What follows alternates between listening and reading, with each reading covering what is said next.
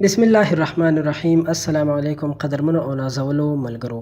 د امام بخاري رحمه الله جالبه او له پند نه ډکه قصه په دې هیله چې ویډیو خامخا تر اخره وګورئ.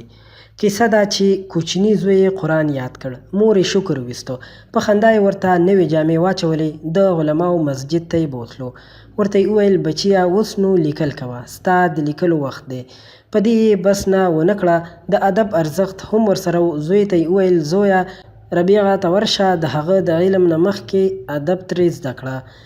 دا اوچته میرمن عالیه بن شریک نومېده چې څه وخت وروسته یې همدا ماشوم د امام مالک په نوم امت ته وړاندې کړ چې د علم او تقوا غر و.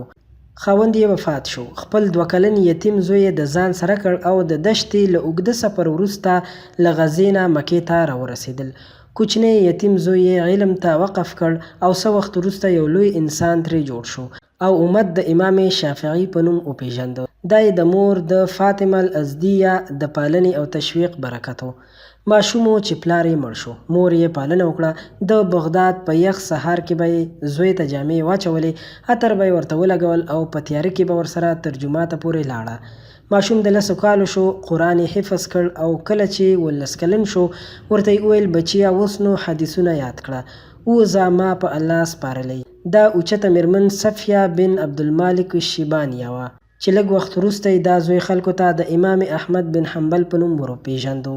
زوی یې پیدا شو، خوشحاله وه، خو وروسته یې د ارمانونو کښتۍ غرقه شوه ځکه دا ماشوم ړوند و. لږ وخت بعد یې میړه هم وفات شو او هر وخت به یې ژړل. یو شپه ورته خوب کې ابراهیم خلیل الله علیه السلام ورغی. ورته یې وویل الله تعالی ستا د زوی نظر بیرته واپس کړ. شکرونه یې وکړل او کوچنی نابغه زوی یې د علم حلقاتو کې کېناوه. غټو استادانو به د دې ماشوم په وړاندې ژبې بندېدلې.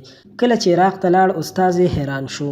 ورته یې وویل ته له بخارا نه دلته حدیثونو زده کړه پسې راغلی، ساده یې بیرته لاړ شه، له امام بخاري محمد بن اسماعیل نه یې زده کړه، موږ تر هغه بل عاقل او نابغه نه وینو. کله چې ده ورته وویل چې زه پخپله بخاري یم، استاد یې له ډېرې حیرانتیا تر ډېره چوپ و او تر ډېره یې د ځان سره دا جمله تکراروله زه یو عادي انسان او دومره ستر شخصیت زما په مجلس کې ما نه حدیثونه اوري.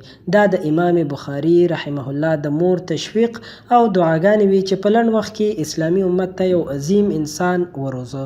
دوستانو دا ویډیو تر همدې ځایه وه. که خوښه شوې مو وي ضروري در سره لایک کړئ، زموږ چینل در سره هم سبسکرایب کړئ او دا ویډیو خپل ملګرو سره زموږ د چینل نه شریکه کړئ چې نور ملګري هم د دې ویډیو نه څه زده کړه وکړي. تر بلې ویډیو در نه اجازت غواړم. د الله په امان.